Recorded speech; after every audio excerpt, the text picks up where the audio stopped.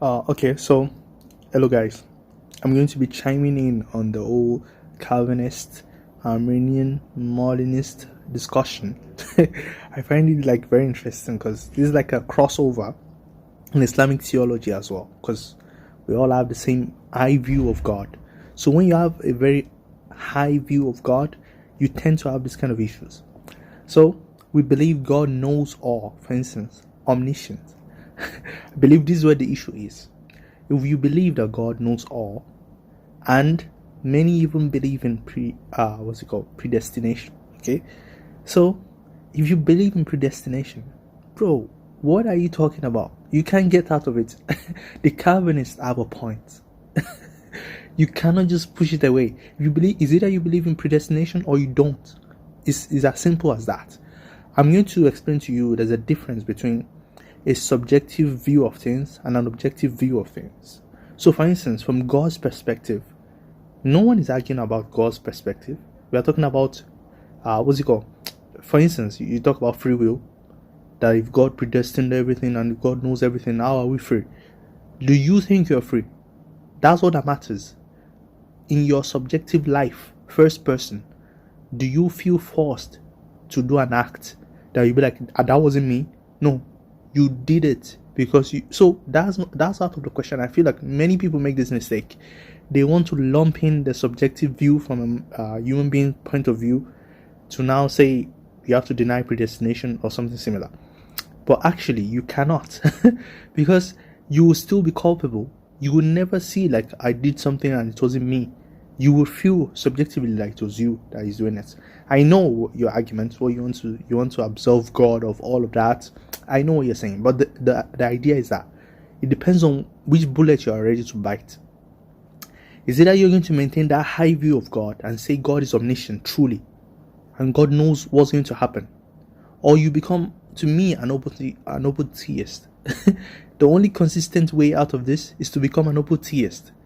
Because the open theists, they know this and they already affirm that God doesn't know certain things because they cannot be known, because they didn't happen yet. God cannot predestine things, those kind of things. So the open theists are the most consistent on the other camp, and the Calvinists are the most consistent on the other side, in my own opinion. Because once you affirm omniscient, that God knows all that's going to happen, then I saw like a video of William Lane Craig where he was talking about is a fallacious argument to say that God knows something, therefore it must necessarily happen. If God knows something that's going to happen tomorrow, it will happen. Once it happens, God knows it. Do you understand? Like, he was making an argument from a subjective lens that, okay, what if I change my mind? If you change your mind and you did something else, God knew you would have changed your mind. So that argument doesn't work. People, I'm just being objective from here, guys. It doesn't work. If you affirm omniscient, that God knows all, you cannot then say there's something God doesn't know. You cannot do that. You have to be consistent and say God knows everything. You see, and in Islamic theology, it's also there too. By the way, the idea of predestination. It's just that I feel like is it that people are scared of being on the wrong side with God, and who shouldn't be scared? But the thing is, God is sovereign and He can do whatever He wants, and that's the Calvinist point, right? God can do whatever He wants because God is the. If I will add something here, God is our foundation. The moment you choose God as your foundation, you cannot then question God. You cannot question God. You cannot judge God. God is the judge that cannot be judged necessarily. Okay? Part of God's nature is that you cannot judge God. It doesn't make any sense to apply some kind of criteria on God. God has to be the presupposition. It's like scientists questioning the law of induction. The moment they question that premise, it's all over. Do you understand? So you have to give all power, and whatever God decides, that's what's going to happen. There's nothing you can do in the objective sense, okay? In the subjective sense, however, you as an individual, as a human being, you know you have free will. And I think Immanuel Kant the German philosopher, he already made this argument too before, that it is sufficient to be aware of your freedom to establish some kind of free will. Even in a mechanistic world, in a mechanistic, deterministic, materialistic world, where it's like dominoes, it is sufficient to be aware of your freedom to establish some kind of freedom, some kind of free will. That's all it needs. Even though it's deterministic, objectively, you being aware of what you're doing is enough. So don't think about other people. I think another thing that people want to think about, what about other people? What about you? Don't think about other people like, what about those guys? Do you mean they will not be saved? Are you saved? How do you know you are saved? So me, I just hope that I have a good, of course, Christians would dismiss me because I'm a Muslim. Of course, they would do that. But me, I believe in God, that God exists, and that God is one, and I worship only God. And on the day of judgment, whatever God sees fit for me. I hope I go to paradise, of course. I pray every day to not go to hellfire, and I try my best. But my best is still God that's going to judge it. It's still God that's going to decide. If God tells me, go somewhere, I have no right to say why or question God. So once you affirm all of that, you see like it's very Calvinistic in a way. But I think the Calvinists, they lack some kind of terminologies that is not making it clear for the people that they're trying to pass the message across to. I think they should consider looking at the way the Islamic theologians have dealt with it. For instance, the Ash'ari theologians, the way they've dealt with the issue of Qadr, and I think that's the best one you can see. They will affirm some kind of, everything is, God knows it, is determined, preordained. And in Islam, it's even one of the pillars of faith, to believe in Qadr, predestination. So, the only difference between us is that we don't take it the way the Calvinists do. The Calvinists, I don't know about them, by the way, not too much, but the Muslims focus on works. Do you see the paradox there? Unlike the Calvinists, even though I don't think the Calvinists will say don't work, but we really, really focus on works and do the best we can. Do you understand? We are doing the best we can. Works, believe, and work. Those who believe and they work. Now, we don't, that's why if you ask a Muslim, are you going to Jannah? Are you going to paradise? He will never say yes.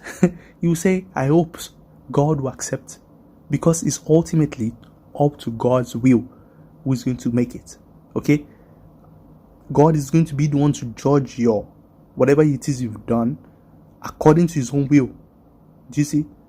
I know there's a Calvinist twist that is going to make it clear it's not because of what you've done, it's because God chose you. But that's getting into the whole foreknowledge thing. But the point is that we focus on the human life. And this one, another thing I want to push in my understanding of the Islamic tradition also. All the theological disputes, I think can be solved by just separating between how things appear to us and how things are from God's point of view.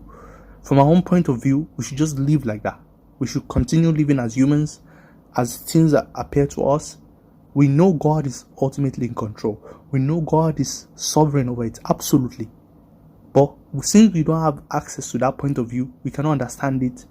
We just focus on the one we know, and we hope for the best.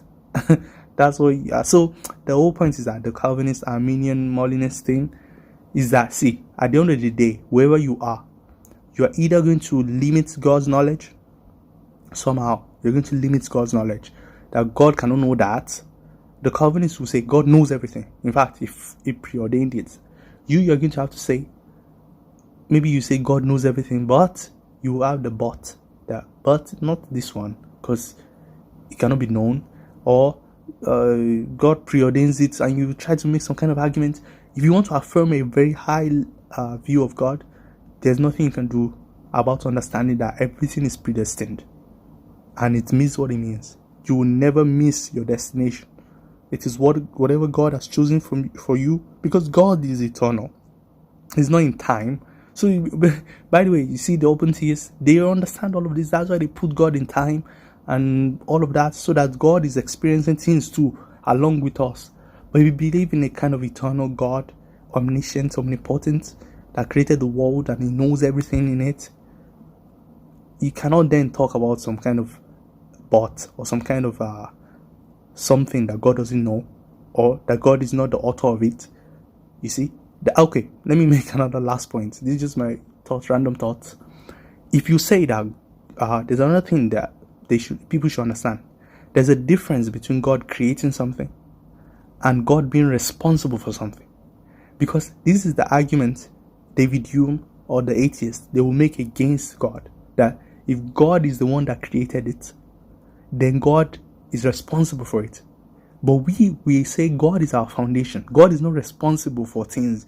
So if God creates a blue colored ball, God is not colored or something similar. Na'uzubillah. So God does not acquire deeds like the creation does, because God does not have a judge. It is us that we acquire deeds, like, okay, that what you did is good, what you did is reprehensible, because we are subject to God. God is not subject to anybody. Therefore, God can literally do whatever he wants according to his will. Now, they want to call it arbitrary, whatever you want to call it. We don't believe in that kind of God. That's our own excuse. Anyway, the thing is that God is not, if you say who created the evil, is it that you can say it's not God that created it?